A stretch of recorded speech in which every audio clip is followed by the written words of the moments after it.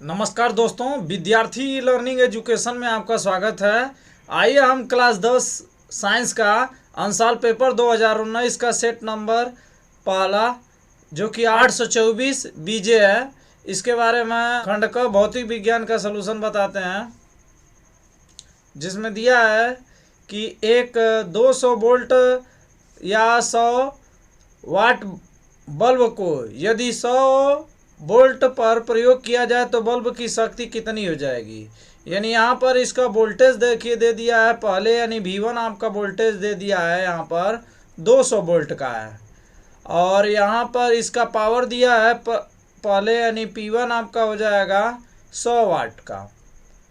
कह रहा है यदि वोल्टेज 100 वोल्ट कर दिया, यानी V2 आपका कह रहा है कि 100 वोल्ट कर दिया जाए तो P2 आपका क्या हो जाएगा। P2 बराबर पूछ रहा है, तो हमें एक फार्मूला पता है कि P बराबर होता है VI। यदि हम I देखेंगे तो I बराबर आपका हो जाएगा P/V।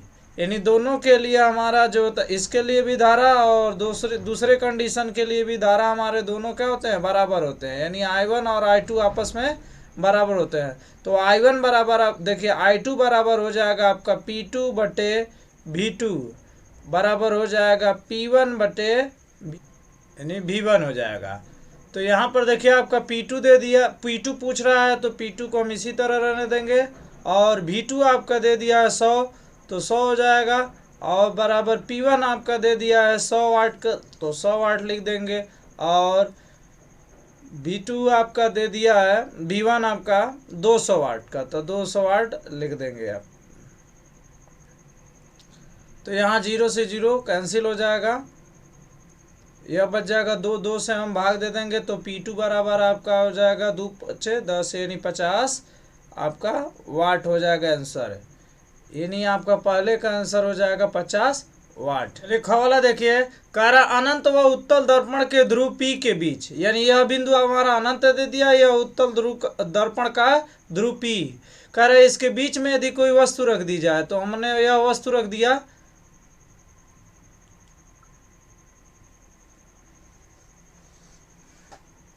इसका प्रतिबिंब कर रहा है, जब जाता है इस पर टकरा कर तो वापस मुड़ जाता है इस दिशा में। इसका आभासी प्रतिबिंब आपका F से होते हुए निकलता है।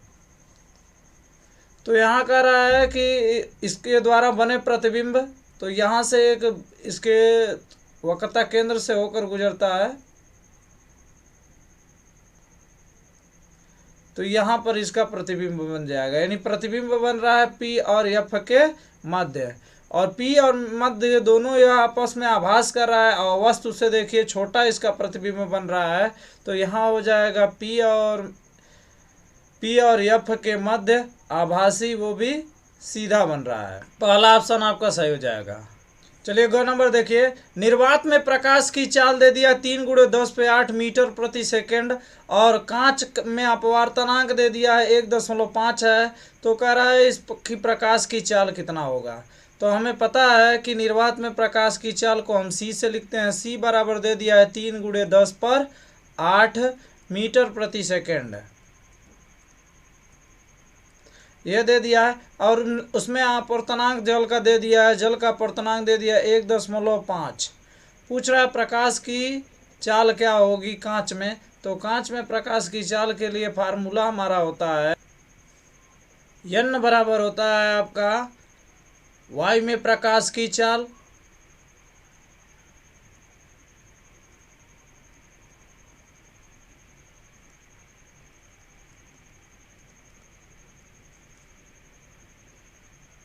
बटे कांच में प्रकाश की चाल।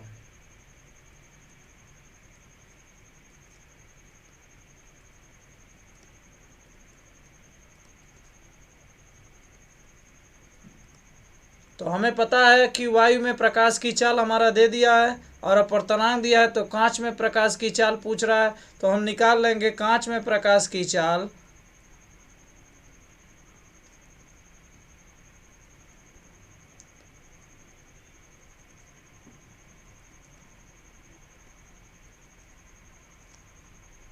हो जाएगा वायु में प्रकाश की चाल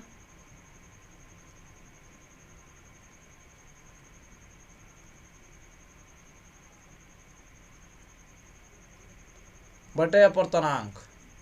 तो यहाँ पर देखिए हमारा y में प्रकाश की चाल दे दिया है 3 × 10 पे 8, यानी 3 × 10 पर 8, और अपर्तनांक आपका दे दिया 1.5। तो हम 1.5 से इसको काट देंगे तो हो जाएगा हमारा यानी 2 गुणे हो जाएगा 10 पर 8 मीटर प्रति सेकेंड। ये आपका आंसर हो जाएगा।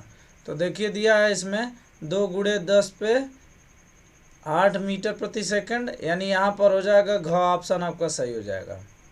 चलिए घ में देखिए निम्न परिपथ में कराए ए और बी के बीच तुल्य प्रतिरोध क्या होगा। तो यहाँ पर देखिए दिया है हमारा ए और बी, यह बिंदु है, इसमें एक प्रतिरोध यहाँ 1 ओम है, नीचे भी 1 ओम है। यह दोनों आपके पासवर क्रम में हो जाएंगे। तो पासवर क्रम के लिए फार्मूला होता है 1/r बराबर होता है 1/r1 प्लस 1/r2। तो हम इस फार्मूले पर रख देंगे। R1 भी देखिए हमारा 1 दिया है, R2 भी 1 दिया, तो 1 इसको सॉल्व करेंगे तो 2 ओम हो जाएगा, यानी R बराबर हमारा आ जाएगा 2 ओम। अब उसके बाद इसमें हमारा दे दिया है यह श्रेणी क्रम में अगला है। तो श्रेणी क्रम के लिए होता है R बराबर R1 प्लस R2। तो इसमें R1 आपका दे दिया है 2 ओम और इसमें दे दिया है 0.5 ओम। तो जोड़ देंगे दोनों को तो हो जाएगा 2.5 ओम। यह आपका ऑप्शन हो जाएगा, यानी ऑप्शन नंबर हो जाएगा घ। दूसरे का क देखिए, कह रहा है दूरदृष्टि दोष की परिभाषित कीजिए। इसको दूर करने के लिए आप किस प्रकार के लेंस का प्रयोग करेंगे, यह प्रश्न पूछ रहा है। तो हमें पता है कि दूरदृष्टि दोष में होता है, इस दोष में व्यक्ति को दूर की वस्तु तो स्पष्ट दिखती है लेकिन नज़दीक की वस्तु नहीं दिखती। इसका कारण क्या होता है, नेत्र गोलक जो होता है आपका छोटा हो जाता है और प्रतिबिंब रेटिना के पीछे बनने लगती है। अगर इस दोष किसी को व्यक्ति में हो जाता है तो इसके निवारण के लिए उत्तल लेंस का प्रयोग किया जाता है। अगला नंबर में देखिए, कह रहा है स्वच्छ आकाश का रंग नीला क्यों होता है। तो देता है तो दिखेंगे जब सूर्य की प्रकाश की किरणें पृथ्वी के वायुमंडलीय क्षेत्र में प्रवेश करती हैं तो उनमें नीले और बैंगनी व हरे रंग के प्रकाश का प्रकीर्णन हो जाता है, जिसके कारण आकाश नीला दिखाई देने लगता है। चलिए ग नंबर देखिए, कह रहा है 1.5 वोल्ट का एक सेल का आंतरिक प्रतिरोध 0.5 ओम है, यानी आपका वोल्टेज दे दिया V बराबर 1.5 वोल्ट और प्रतिरोध R आंतरिक प्रतिरोध दिया है। तो आंतरिक प्रतिरोध को स्मॉल r से लिखते हैं, स्मॉल r बराबर दे दिया है 1.5 ओम। कह रहा है सेल द्वारा अधिकतम धारा का मान पूछ रहा है। तो हमें ओम के नियम से पता है कि V बराबर होता है IR। अब यहाँ पर हमें I निकालने के लिए कह रहा है तो I बराबर हो जाएगा V/R। तो हम यहाँ पर रख देंगे वोल्टेज हमारा दिया है 1.5 वोल्ट और धारा दिया है 0.5। दोनों में से हम दशमलव हटा देंगे तो ऊपर 15 हो जाएगा, इसमें हो जाएगा 5, यानी 5 से इसको काट देंगे तो 5 तिहाई यहाँ हो जाएगा 15, यानी आपका हो जाएगा 3 एम्पियर। यानी यह धारा था, यानी 3 एम्पियर आपका आंसर हो जाएगा। चलिए तीसरे का कह देखिए, कह रहा है अपनी कार या बाइक के पीछे आने वाली वाहनों को देखने के लिए आप किस प्रकार के दर्पण का प्रयोग करेंगे, कारण सहित बताइए। तो हमें देखिए कार तथा बाइक के पीछे की वाहन को देखने के लिए हम उत्तल दर्पण का प्रयोग करते हैं और यह इसलिए प्रयोग किया जाता है क्योंकि उत्तल लेंस का जो दृष्टि क्षेत्र होता है वह अधिक होता है। और साथ ही साथ इसमें कह रहा है इससे बनने वाले प्रतिबिंब वास्तविक होगा या आभासी।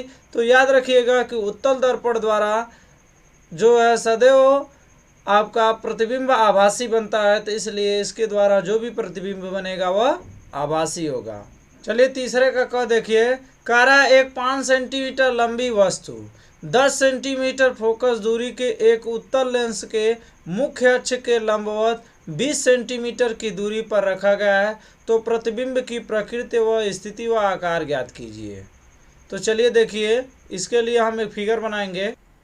तो चलिए चित्र में देखेंगे कि वस्तु दिया है आपका 5 सेंटीमीटर लंबा और वस्तु का रहा 10 सेंटीमीटर फोकस दूरी वाले उत्तल लेंस है। इसकी फोकस दूरी 10 सेंटीमीटर दे दिया है।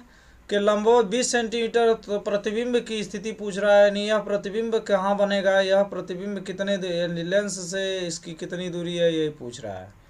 यह दूरी पूछ रहा है आपका कितना होगा, यानी भी पूछ रहा है इसमें। तो हमें पता है, देखिए वस्तु की लंबाई यानी हमारा दे दिया है।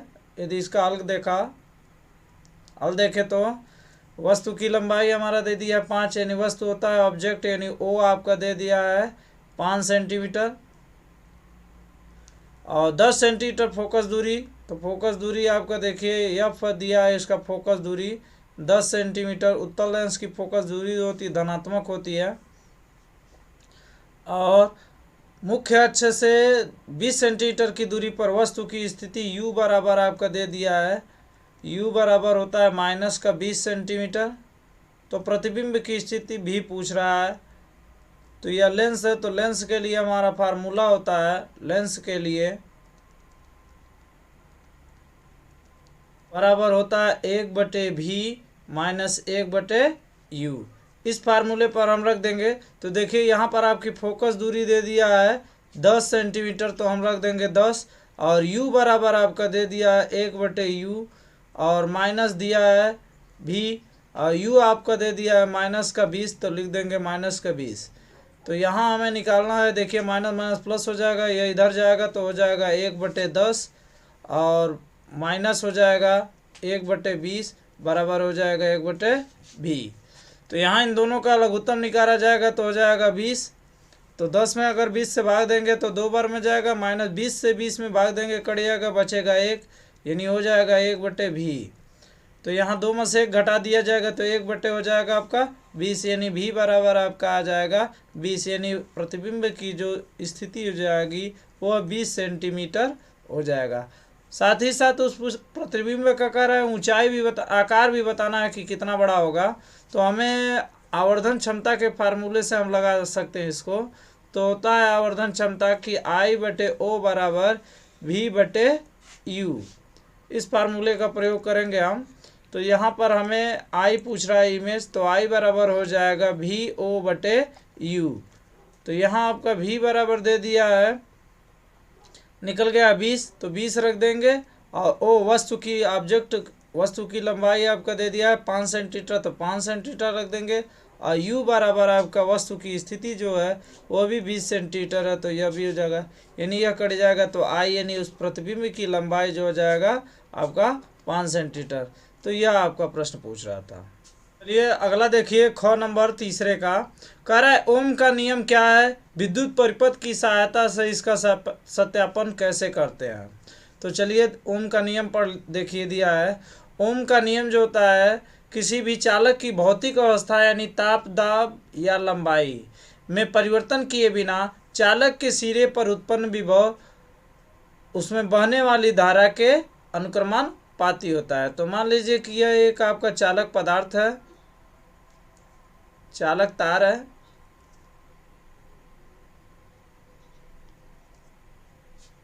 इसमें यदि धारा आपका बह रहा है I, और इसके सिरों पर विभवांतर जो है आपका V, तो कह रहा है कि ओम का नियम कि इसके चालक के सिरे पर उत्पन्न विभवांतर यानी विभवांतर आपका V, उसमें बहने वाली धारा यानी I के क्या होता है, अनुक्रमानुपाती होता है।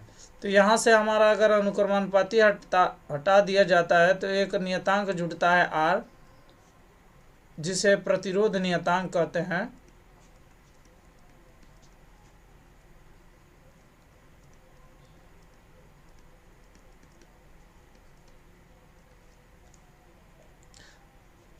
तो यह आपका हो जाता है ओम के नियम का सत्यापन फार्मूला। साथ ही साथ इसी में और एक प्रश्न कर रहा है कि ख में अथवा में कि एक लेंस की क्षमता से आप क्या समझते हैं। यदि किसी लेंस की क्षमता -2 डायोप्टर हो तो उस लेंस की फोकस दूरी तथा प्रकृति क्या होगी।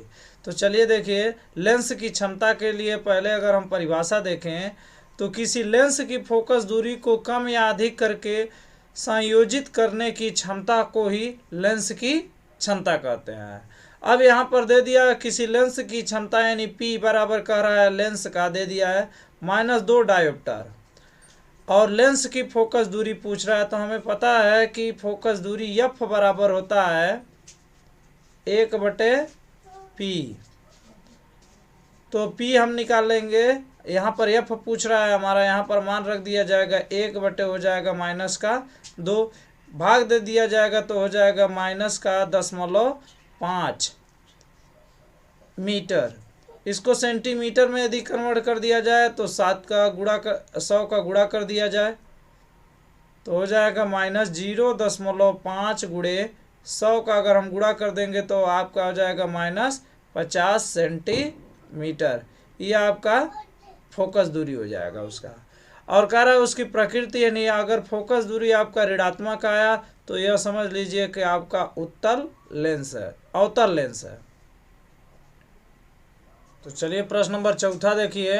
कह रहा है आप अपने घर में एक पंखे तथा 3 बल्ब व एक वाटर पंप का मीटर के साथ उचित संयोजन तथा फ्यूज दिखाते हुए परिपथ बताइए।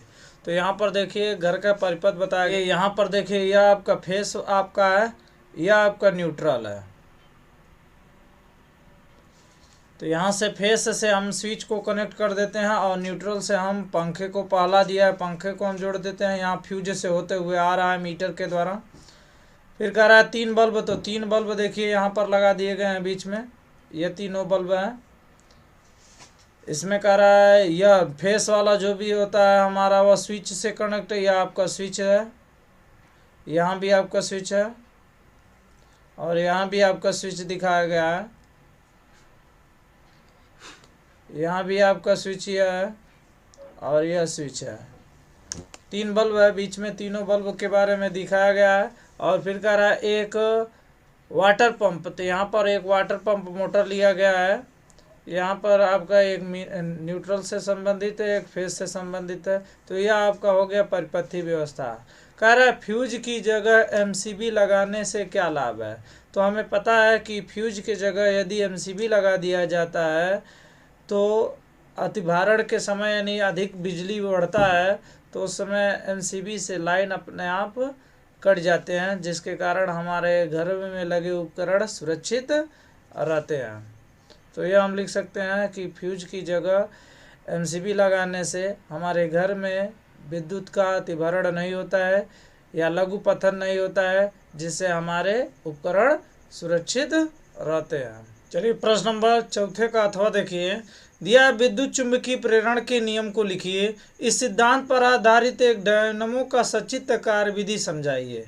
तो चलिए डायनेमो का देखिए अक्सर पूछ रहा है, तो हम इसमें पूरा बता रहे हैं डिटेल। दिया है विद्युत चुंबकीय प्रेरण के नियम लिखिए। तो हमें पता है कि जब किसी चुंबकीय क्षेत्र में परिवर्तन होता है तो जिसके कारण उसमें एक विद्युत वाहक बल और विद्युत धारा उत्पन्न होती है, इसी घटना को विद्युत चुंबकीय प्रेरण कहते हैं। तो विद्युत चुंबकीय प्रेरण क्या है? परिवर्तित चुंबकीय क्षेत्र द्वारा विद्युत वाहक बल तथा विद्युत धारा उत्पन्न होने की घटना को विद्युत चुंबकीय प्रेरण कहते हैं। चलिए इसमें हम देखते हैं डायनेमो। तो यहाँ पर आपका डायनेमो का फिगर दिया है। डायनेमो देखिए एक सिद्धांत उसका होता है जिस सिद्धांत पर कार्य करता है। कह रहा है जब किसी बंद कुंडली को किसी शक्तिशाली चुंबक के में तेजी से घुमाया जाता है तो उसमें होकर गुजरने वाले चुंबकीय फ्लक्स में लगातार परिवर्तन होते हैं, जिसके कारण कुंडली में विद्युत वाहक बल तथा विद्युत धारा प्रेरित होने लगती है। तो यहाँ पर देखिए, यहाँ पर 2 चुंबक रख दिए गए हैं, दोनों चुंबक के मध्य एक ABCD कुंडली रख दी गई है। अब जो ही इसमें से कह रहा है इस कुंडली को इस चुंबकीय क्षेत्र में घुमाया जाता है तो यहाँ से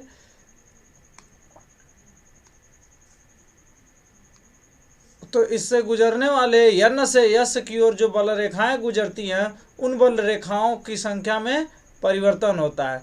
जब उसमें परिवर्तन होता है तो यह कुंडली में एक प्रेरित विद्युत वाहक बल उत्पन्न हो जाता है और जिससे इसमें प्रेरित धारा उत्पन्न हो जाती है।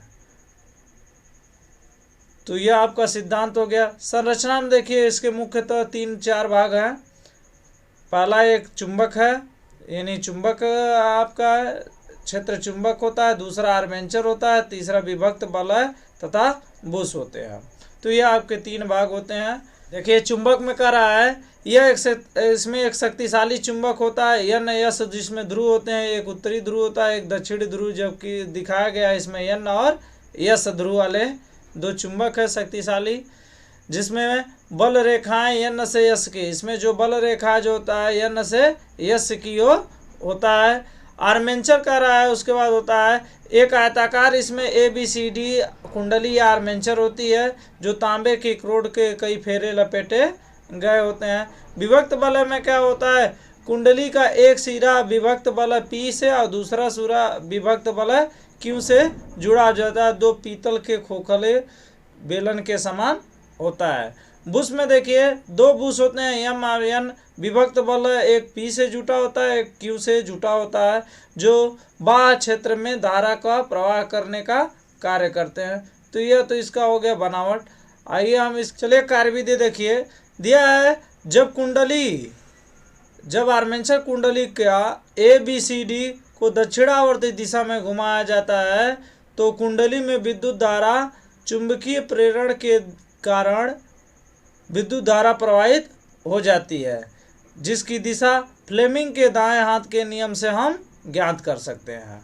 तो पहले का चरण में सबसे पहले कुंडली को घुमाया जाता है और जिसमें विद्युत जो फ्लक्स होता है उसमें परिवर्तन होता है, जिसके कारण उसमें एक प्रेरित विद्युत धारा उत्पन्न हो जाती है। कुंडली का आधा चक्कर पूरा करने तक विद्युत धारा की दिशा वही रहती है, यानी जब तक कुंडली का आधा चक्कर नहीं पूरा होता है तब तक विद्युत धारा की दिशा एक ही होती है। अतः प्रत्येक आधे चक्कर में विद्युत धारा क्यू से पी की दिशा में बहती है, यानी हर एक आधे चक्कर में विद्युत धारा की जो दिशा होती है वो पी से क्यू की ओर होती है। यानी यहाँ पर देखिए आपका पी है, यहाँ आपका क्यू, यानी पी से निकल जाता है विद्युत धारा और क्यू की तरफ आकर बहता है।